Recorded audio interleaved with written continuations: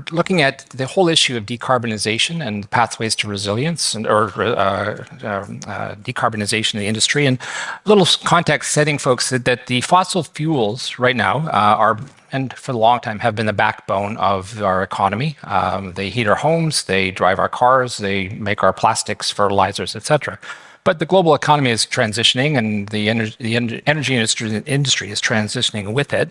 Lots of innovative strategies, technologies are shaping the landscape of decarbonization, and range of perspectives on how we can achieve that. So today we've got a great group of folks. I'll do a quick introduction, and then they'll talk about their their own part of the puzzle. To my left is Reveal Afzal of Next Hydrogen. And then Chad Ford of Communica, Daniel Goodwin, of Pathways Alliance, and a special guest who's not in the program, Chris McLeod of Edmonton Global, who can provide. So I'll start with Chris, come back this way, just a little bit, a minute or two about what your organizations are and some of your thoughts on the subject for today. Great, thanks so much, Ted. Again, Chris McLeod, Edmonton Global. We're a foreign direct investment and international trade company for the Edmonton metropolitan region. And what we're really focused on in many ways is this shift to net zero. In our region, if Edmonton was a country, today we'd be the second largest producer of hydrogen in the world. US is 1, Canada's 2, and the vast majority of that is made actually right now in Edmonton. And that's before Air Products comes online.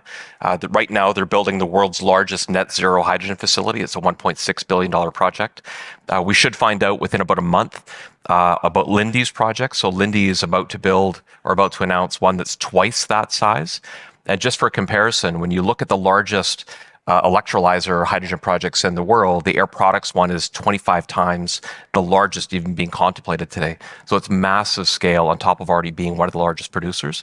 And we also happen to be one of the areas that's really, really favorable for carbon capture. So we're seeing this mix of hydrogen projects, carbon capture, and things like concrete. So that's why we're here. Thank you. Great, thanks. Dana, maybe a little bit about the Pathways and what they're up to these days. Thank you, Ted. Daniel Goodwin. My day job is doing government relations for Suncor Energy. But when I'm not doing that or spending time with my family or sleeping, I'm a very proud supporter of the Pathways Alliance. Suncor is one of the founding members. There are 5 other members, and I'll just rattle them off very quickly. But Canadian Natural, Cenovus, ConocoPhillips, Imperial Oil, and Meg Energy. We like to think we're very interesting companies. We're all in the energy business, but what's relevant for today's discussion is that together we make up 95% of Canada's oil sands production. And over the last number of years, our industry has worked hard to reduce emissions intensity. We've made a number of strides. Some of the new oil or all of the new oil mines that came on stream in the last decade had carbon emissions comparable with the average barrel consumed in the US. But we recognized with climate change intensifying, with global goals, including in Canada, of achieving net zero by 2050, that we had to do more. So we came together a few short years ago at the start of this decade, not just with a goal or a vision to achieve net zero, both which are essential, but neither of which is sufficient. So we came together, put some of our smartest people in some of the same rooms, some virtual at the time, to work out a thoughtful, credible plan, not only to get to net zero by 2050, but to achieve significant reductions by 2030. So we want to reduce by about a third of our emissions by 2030 in absolute terms.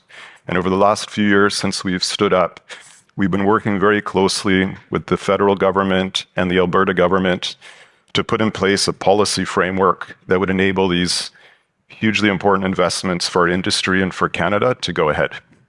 Thanks. Chad, you're next. First of all, thank you for the invite out here. Last year is my first year attending this conference, and I was looking forward to it all year.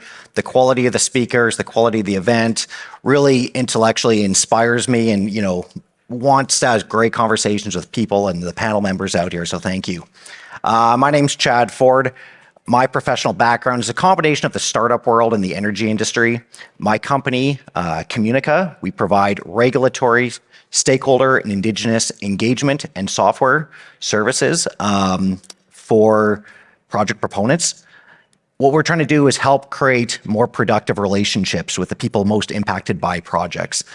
We've supported over 1,500 projects, including some of the biggest in Canada.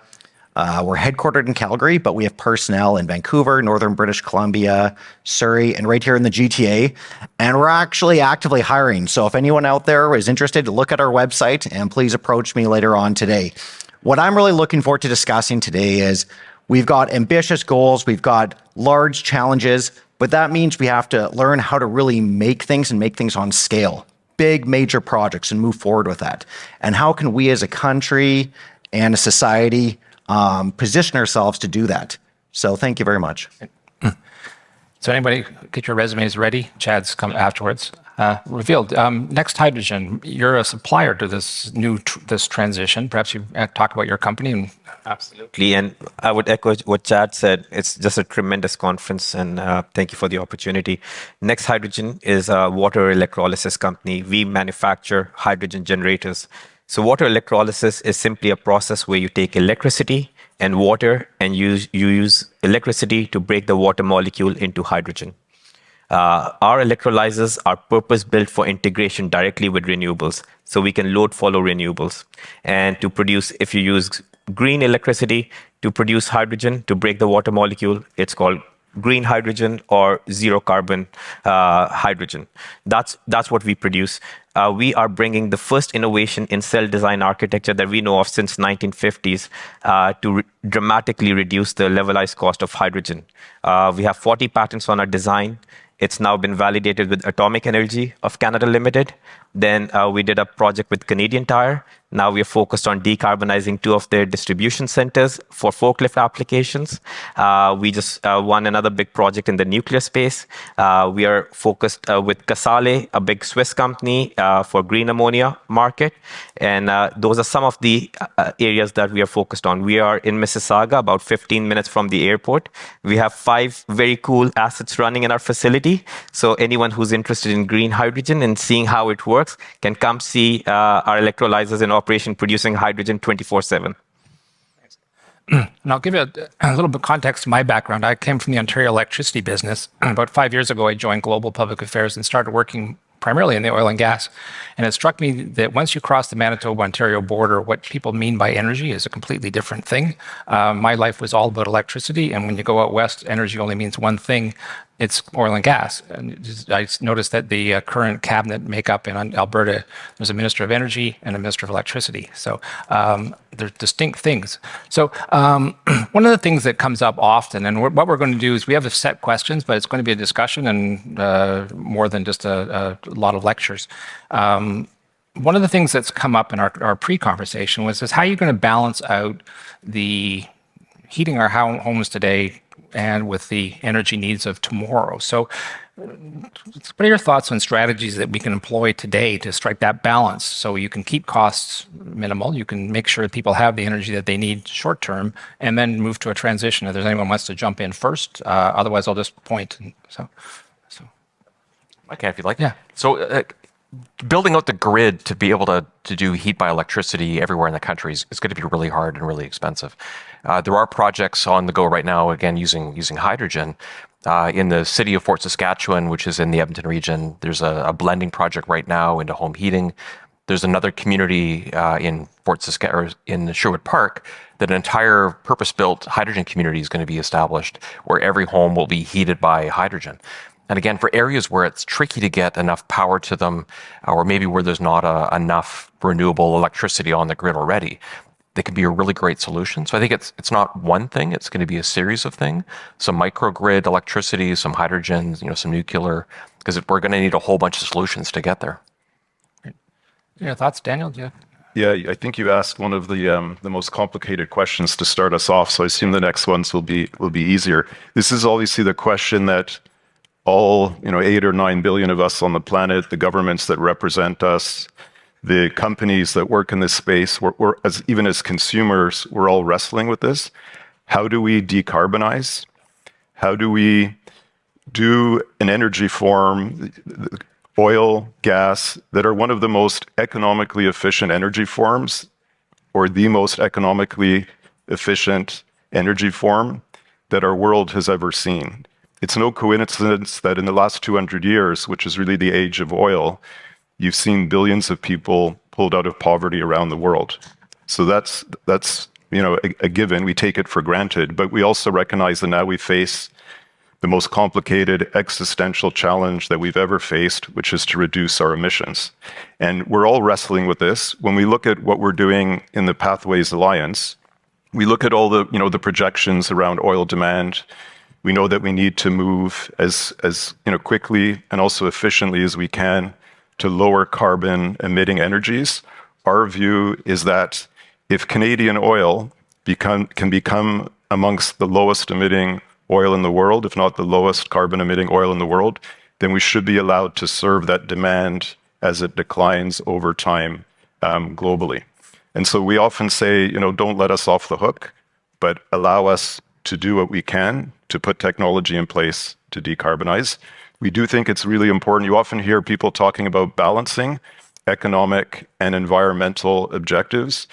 It's what excites me most about this industry that I've been in for a quarter of a century. Every day, not a day goes by where I'm not going into work and wrestling with this question. So thanks for starting us off with that. I didn't say it was going to be easy.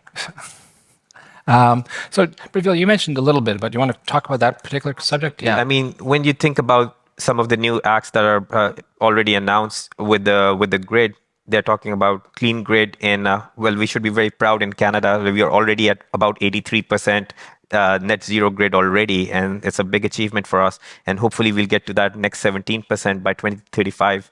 In US, they're talking about a target similar to that, a net zero grid by 2030, which I think is truly aspirational. But when you think about all this new mix coming on the grid, that really will have significant impact on how these renewable electrons are actually put onto the grid. So that's where hydrogen can play a very critical role. What we can do is, number one, for example, since we talked about Alberta, you can see that the wind resources, the other resources are on one end of the province and the use is on the other end of the province. So we can actually take these electrons, convert them into hydrogen, and then transport it to where it's really needed. Number two, we can use this to store energy and provide it when it's needed, because all of a sudden you'll start seeing supply and demand mismatch because of more renewables coming on. So we can help with balancing that supply and demand mix that's required for us. And then finally, hydrogen is a tool it's a surgical tool.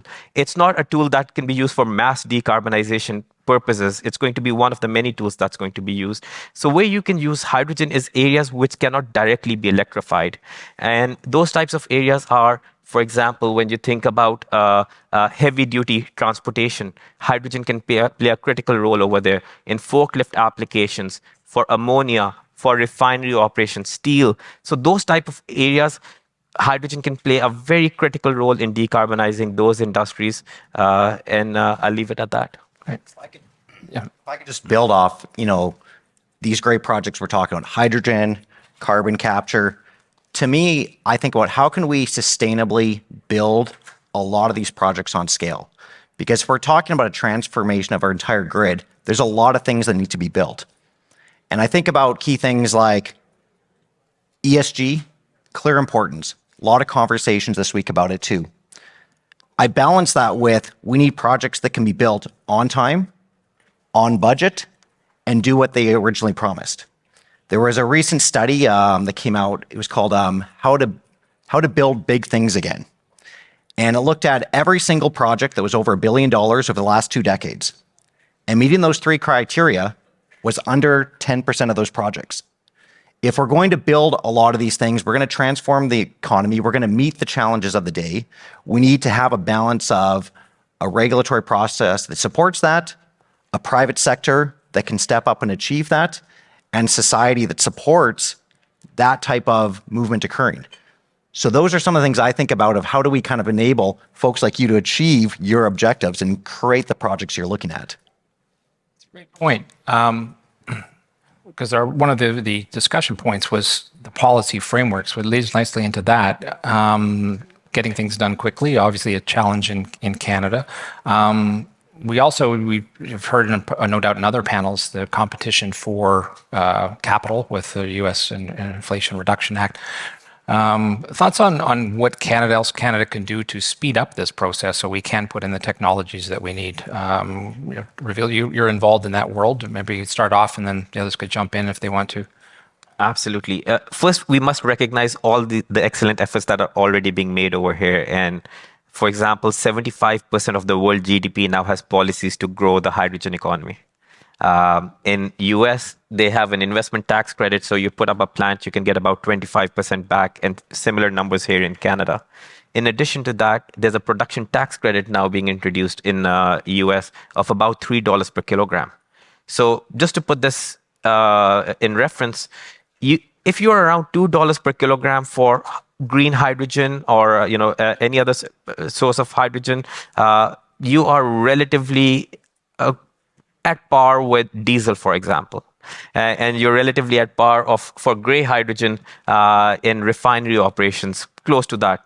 So $3 per kilogram is huge. This can, even right now, you are getting close to about $5 to $8 per kilogram for green hydrogen. So if you bring in $3 of subsidies in that, you will pretty much, very much accelerate the adoption of such low carbon sources into the energy mix very, very quickly. So we are very excited to see all of these initiatives already.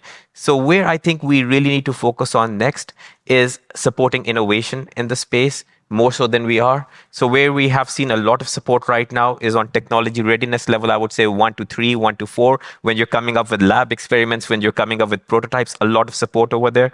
Then you have a lot of support on market demonstrations, which is typically technology readiness level 8, 9. You're seeing a lot of support over there. But in that middle, that productization bucket, you're seeing limited support. And especially for new industries, that's where you really need to focus on, because guess what? You may not be ready. Your supply chain is not ready either. So you have to make sure that you're validating each and every step. So providing support in that juncture will result in very robust products hitting the marketplace. So Canada Growth Fund is one great example of an initiative that's now been announced to support that. I might look at like 3 areas. First, going on your innovation point, how do we support scaling? We don't want to punish success. When companies are doing great work and are bring things to market, we want them to stay in Canada as opposed to go to a lower tax jurisdiction. 2, on the regulatory level, I think we need more clarity on a lot of the assessment for major projects. I think about carbon capture. We still don't know if that's going to trigger a federal assessment. If there is a federal assessment, will it be a panel one or will it be done by the agency? We know there's substantial differences between those different items. If we look at the panel ones that my company works with, we're looking at over 35 communities being engaged, versus if we're looking at more an agency-based one, under 15 communities. So there's substantial regulatory burden difference between those ones. And then the third element I would just point to for us to think about is if we're going to, we need to think about additional benefits to this energy option. And one of them I think of is economic reconciliation. One of the things that the energy industry should be very proud of is the work that they've done with Indigenous communities, supporting them, not just in a monetary way, but providing capacity support by bringing people in, training them in their industries, and also often taking an equity role with it. Recently, you might have heard that Enbridge unilaterally gave 20% of their Athabasca region pipelines to the impacted Indigenous communities, creating a long-term economic reconciliation path. So those are 3 areas I think about. Thank you, Ted. The policy question, as my fellow panelists have noted, is a really interesting and important one. And we've all heard about IRA. We've heard about the incredible gauntlet or challenge that the US has thrown out, not just to Canada, but to all countries in the world that are thinking about energy transition and industrial policy. And in all the conversations we've had within Pathways, when we're talking about what we want to try to do, and when we speak with governments, we all understand that Canada is not the same country as the US, much smaller population, smaller industrial base. We don't have the same financial firepower. So I don't think nobody in industry is asking any government to think about replicating IRA, point by point, clause by clause. But what one of the most common sort of conclusions or themes in these conversations is that Canada has to compete on the key areas. Canada has to define its competitive advantage. My fellow panelists have talked here about innovation, have talked about improving the efficiency of regulatory approvals, bringing clarity. We have, our companies are involved in various forms of energy. Pathways is very interested in looking at hydrogen, looking at potentially small modular nuclear reactors, looking at just energy efficiency improvements like cogeneration. But the first decade that we're looking at is very much focused on carbon capture and storage. So we think that should be one area, and it's not new to Canada. It would be new on this scale, but we know the Quest project. One of our Pathways members is a majority owner of the Quest carbon capture and storage project in Canada. That's been operating for several years now, successfully sequestering carbon. So can Canada do everything? No, but does Canada need to pick a few spots? Yes. And on the EV, I'm not an expert on EV operations. I certainly haven't been watching events in the US as closely in Canada, but that's clearly a stake that the government of Canada is putting in the ground, that they want to be competitive on that. And we'd argue there's a few others. Hydrogen is one that the government's very focused on federally, but also in provincial governments. We'd argue carbon capture and storage is one that Canada is already an early adopter of and could have large benefits if it proceeded with it. Absolutely. I agree with everything that everyone said. It's when we look at investments, we're really looking at predictability, transparency, and speed. And if you can make those three things happen, you can really win. And Canada has not been good at any one of those three recently around hydrogen in particular, but also carbon capture. The US, one of the things that we're hearing from companies is that while the financial systems are in place through IRA, every state's got such different and somewhat complicated policies around the development of these big projects that still slow to act. There's a lot of risk still at a lot of these jurisdictions. Louisiana probably being the one that's the cleanest right now in terms of process or steps ahead. So there is a path for Canada in this if we get aggressive, if we take our role seriously and start to say, here's the policy environment to enable this, carbon capture, hydrogen, and others. We can get ahead, and I think get ahead pretty quickly. And just on the size of the prize, the global hydrogen market is predicted to be about $12 to $13 billion.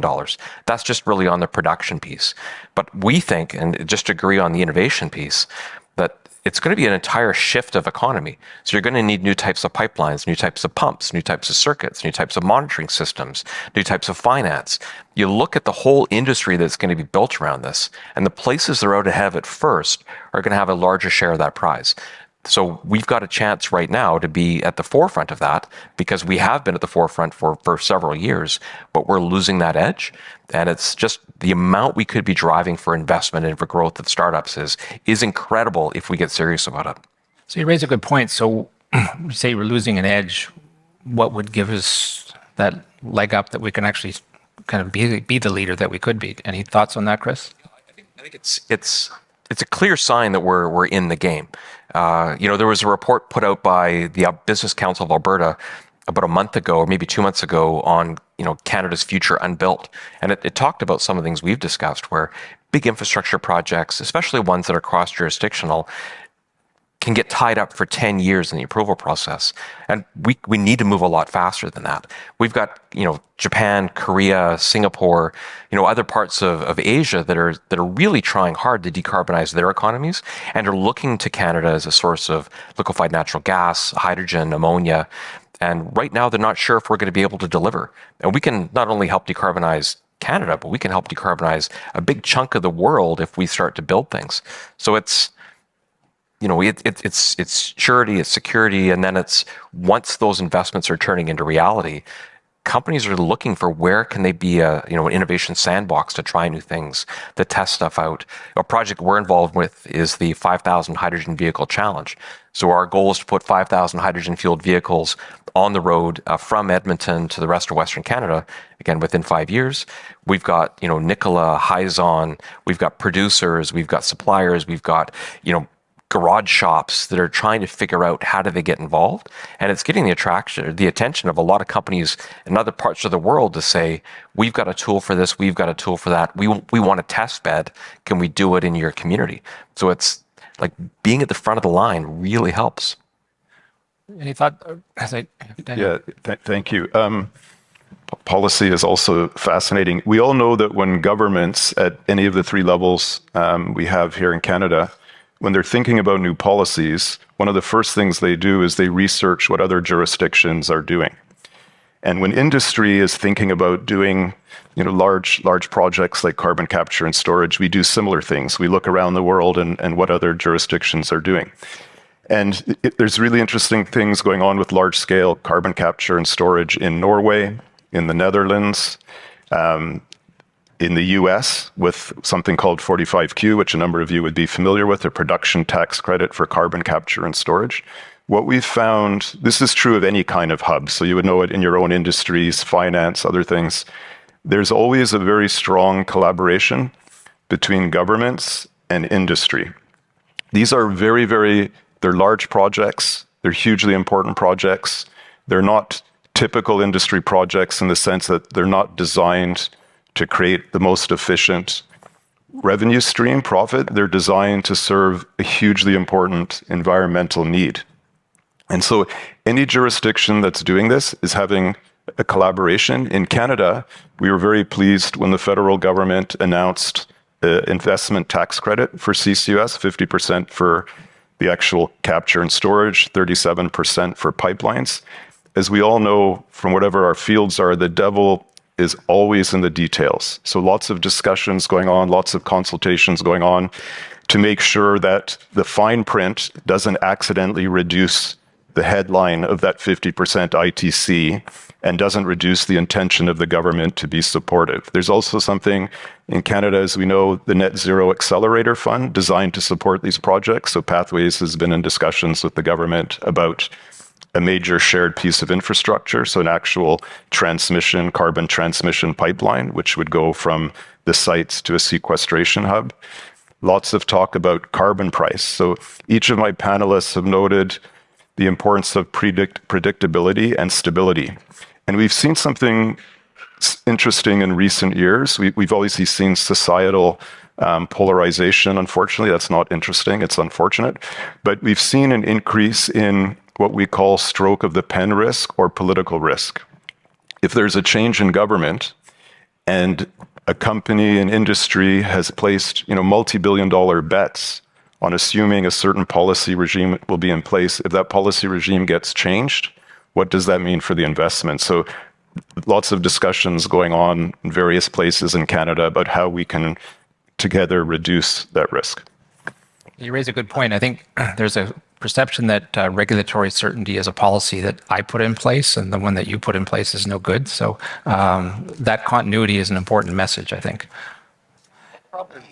When I think about, first of all, acknowledging some great points you made about there's this great work that all levels of government are doing.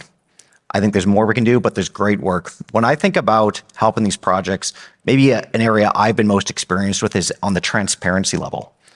On the regulatory side, transparency is like, what is it going to exactly take to get approval? If you follow this process, here's a transparent process for you to get there. On the proponents level, transparency is about engaging early and engaging effectively with impacted parties, the Indigenous communities around, the municipalities, the landowners. And I think that there's clear evidence that makes more sustainable projects that are going to be made on time and on budget. I referenced that earlier survey looking at projects over $1 billion. They found no correlation between high engagement and projects going over budget or over time. A good example was the Heathrow Airport Terminal 5 expansion. Massive engagement effort, arrived on budget and on time. And I go back to, I think, when I think of the transparency level of the energy industry, they've really been leaders in that Indigenous engagement, Indigenous collaboration that I think could be used as a role model for future projects going forward.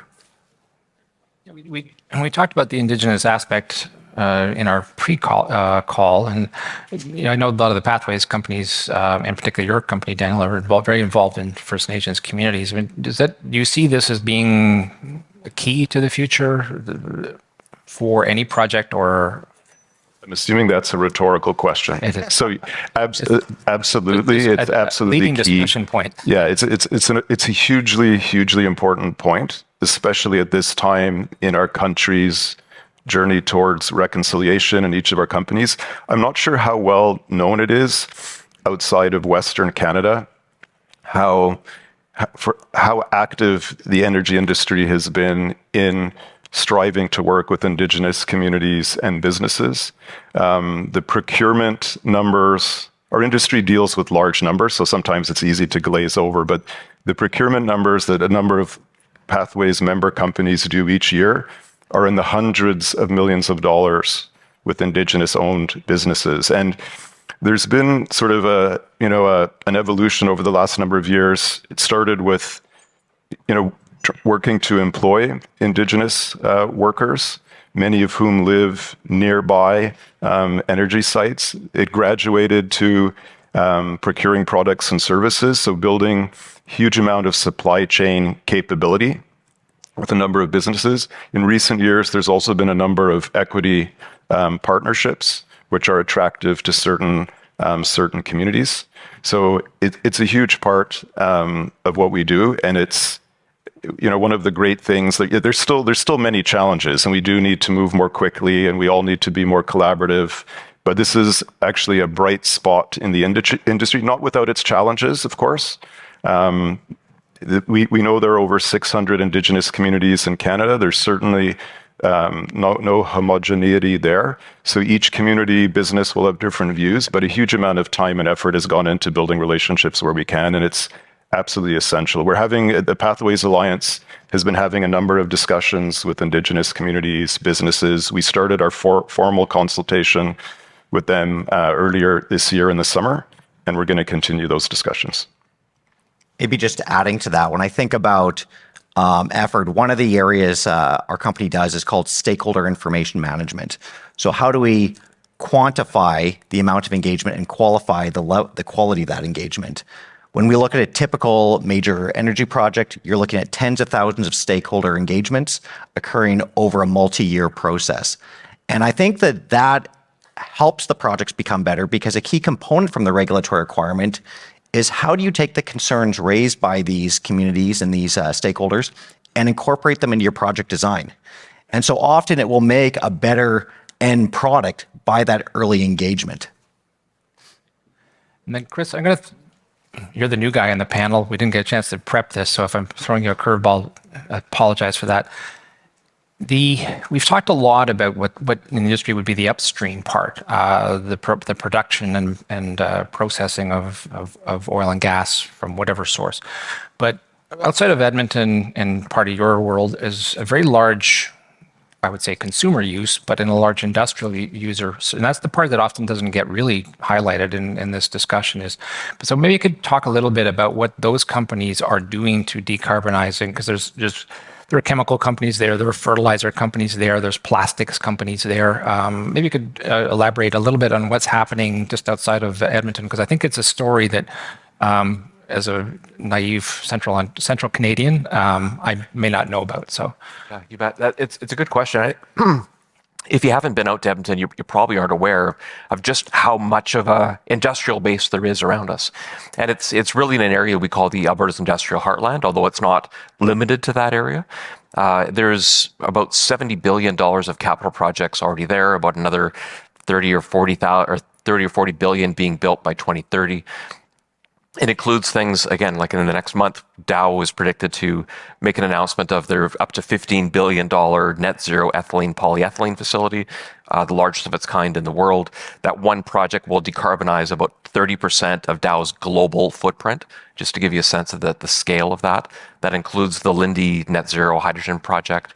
But there's lots of upgraders, plastics companies, fertilizer companies. Heidelberg has made public their intention to build the world's largest net zero cement facility in our region as well. And just for comparison, And we talk about the role of EVs, and the last panel talked about EVs. If every VE in the world last year was 50% more efficient, that's about the same as a 1% improvement in carbon sequestration or carbon capture in the cement industry. So if we can make cement less carbon intensive, it can have a dramatic impact. So this facility being built, again, largest in the world, that will have a net zero cement. Really amazing. But there's just all of these pieces of the economy, whether it's food and ag. We've got a beer company that's doing carbon capture as part of their brewing process to have net zero beer. Like, we can do it all over the place, and just the size and the scale is there's probably only 2 or 3 places in the world that have the capacity to do the net zero to the degree that the Edmonton region can. Chad, anybody else want to jump on that, or just? I would. Yeah. So one of the projects I talked about slightly a little bit before was a partnership with Casale. So this is, we need international collaboration to make this thing happen. So Casale, as I mentioned, is one of the leading providers of process technologies into the ammonia space, methanol space. So ammonia, NH3, uses a lot of hydrogen. About 45% of all hydrogen right now that's produced in the world is used in ammonia process. It's produced using a process called steam methane reformation. So basically, you're washing steam and natural gas together. And for every kilogram of hydrogen that you produce about 12 kilograms of carbon emissions, which is why blue hydrogen is such a great step forward in reducing that, and then green hydrogen to get to net zero targets. So what we're doing with them is we are working on embedding our electrolyzers into their ammonia plants. And this is going to be variable ammonia plants, which do not exist in the world right now. So the objective here is that we are going to be deploying variable ammonia plants at different locations, which are directly tied to renewables. And we'll be producing green hydrogen, which will feed the fertilizer industry. And that's very critical, given the importance of food security. So one initiative that we're very proud of and focused on at this time. We've got a few more minutes and then to wrap up. But one of the things we talked about earlier, and Daniel, you mentioned it, was Canada. Like, first thing we do is to see if anybody else is doing it, and then if somebody else is doing it, we feel that could be okay because somebody else is doing it. What is that international collab? We are a multinational companies here. What is that international collaboration in terms of achieving our goals? How is that working in the oil and gas sector or the industrial sector or broader in the hydrogen sector, that international focus? Are we competing? Are we collaborating? Are they a threat, or is this something that we can all work together on? I think right now we are pushing each other forward. What we saw in the US pushed Canada forward. And the reality is, like, because of the imbalance in emissions, at least historically, there's some countries that have to take the lead. And if they don't take the lead, then you're going to have culture wars, you're going to have blocks that are getting formed. So it's imperative right now that US, China, Europe, Canada, we all come together and we push forward. And as we push forward, you'll see this thing being widely adopted. So I'm very proud of that. When I look out maybe 20, 30 years, what I see is like products, just like we have calories written on the back of our food, we'll see products with carbon intensity on the back of them. So, and that will start getting factored more and more in, our trading systems, our global trading systems, and that's going to bring a lot of balance that's needed to make sure that everyone's moving in the same direction. So I can't wait to see those carbon intensity on the back of products. Yeah, I mean, I agree. We're not an island. We're part of a global community. We've got some distinct advantages in Canada. We've got a highly educated workforce. We're blessed with a huge amount of resources. We have something that, especially in the news now, we have security. We've got, the ability to build things in a secure environment. And we're right next door to the US. We have access to a huge amount of capital. So I think, for Canada, leaning into those advantages is a huge key to successfully building out what's really exciting, brand new technology, new opportunities that maybe other jurisdictions don't have the opportunity or the luxury to do. Yeah, I'd agree with the comments that have been made. I think it's described very well. Other countries are pushing us forward, hopefully with a number of the initiatives that my fellow panelists are involved with, and hopefully that I'm involved with through Pathways. We're also pushing other countries forward and setting examples for other countries in certain areas. It's kind of a healthy collaboration competition. We're always, in competition with other countries for investment. But again, a challenge like climate change, which probably goes above and beyond any challenge that the globe has ever faced, is going to require huge amounts of collaboration. It's a bit of a truism that if you're going to try to help change the world, you should start in your own backyard. So Pathways is an example, maybe small in the world, but hopefully big for Canada. It's actually it would be one of the largest scale carbon capture projects in the world. But what I was going to say was that 6 companies that are very, very fierce competitors in one of the most competitive industries, energy, have come together to collaborate, to work on a shared objective, which is to decarbonize as quickly and efficiently as we can. So I think that would be our example in our corner of the world. I'll pose the question from a different perspective. You mentioned a lot of the investment that's going on in Edmonton, the Alberta industrial heartland. As a country, we often try to beat ourselves up and say we're doing everything wrong. No one wants to come here anymore. But you're attracting a lot of investment. Is there kind of a message that you'd put out to any leaders here or others that, what's driving these companies, and they're all multinationals for the most part, to want to come to Alberta and invest in carbon capture, invest in their facilities? Maybe you could elaborate. What's Alberta doing right? Yeah, it's a really good question. I think for the most part, Canada tends to apologize for things and be, we're not as good as anyone else is kind of our mindset. But really in hydrogen and carbon capture, we are among the most competitive and the most advanced in the world. And we've been doing this work for at least 8-10 years, especially on the carbon capture side. We host a couple of events, or co-host Carbon Capture Canada, which is in September, and the Canadian Hydrogen Convention, which is in April. And for that April event, we had more than 70 countries send delegations. We had a very large group from Norway, Denmark, from many places in Asia, and they're looking to the solutions that we've already come up with. And just on a cost basis, the cost to sequester about a ton of carbon in Norway right now, because they have to pump it offshore, is about $200 a ton. In Alberta, it's about 20. So just the dollars make a lot of sense if you're going to look to where do you start, where do you learn, where do you meet with educational institutions and the engineers and the people that are doing this and have done it. Alberta is one of the handful of places. And just to go back to the comment that Daniel made about our own backyards.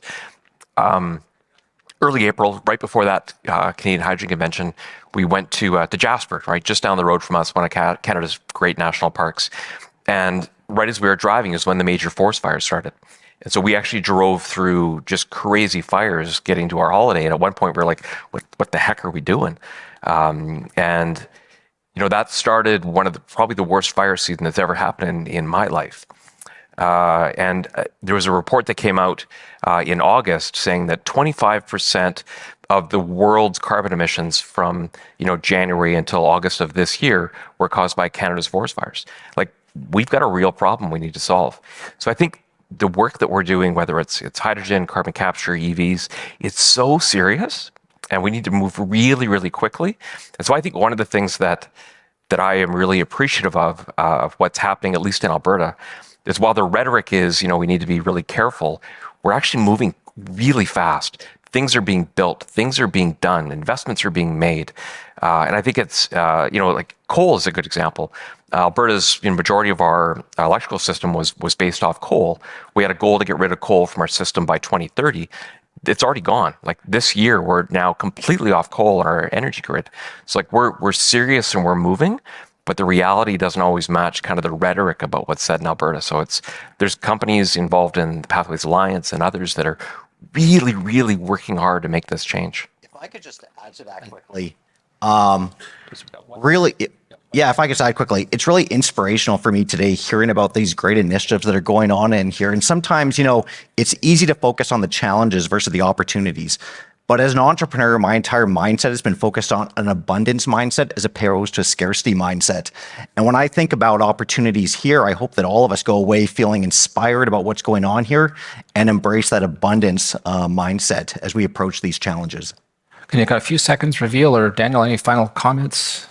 closing remarks? I would just say, it's truly inspirational hearing all the good stuff that you guys have focused on. I think we have to move past the discussion of whether climate change is happening or not happening.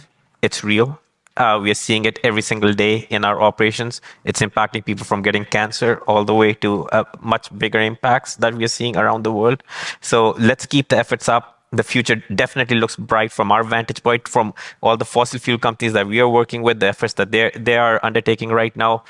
What we are seeing, I'm very excited about the future ourselves. So let's just keep pushing, and it's only one beautiful planet that we have, so. The future always comes quicker than we think. So thanks so much for being part of this conversation, and each of you in your own way is part of this, not just conversation, but work. Thank you. Thank you very much for sticking around. Thanks very much to the panelists. It was a great conversation. We're a little bit over time, but we're definitely on budget. So thank you very much. Enjoy the rest of your day.